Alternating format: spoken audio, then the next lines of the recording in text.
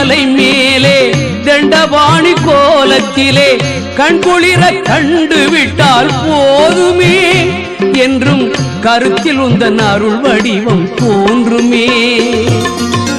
உள்ளத்திலே நீ இருக்க உன்னை நம்பி நான் இருக்க வெள்ளிமலையான் மகனே வேலையா என் வாழ்வு வளம் காண கடைக்கண் பாரையா கடைக்கண் பாரையா.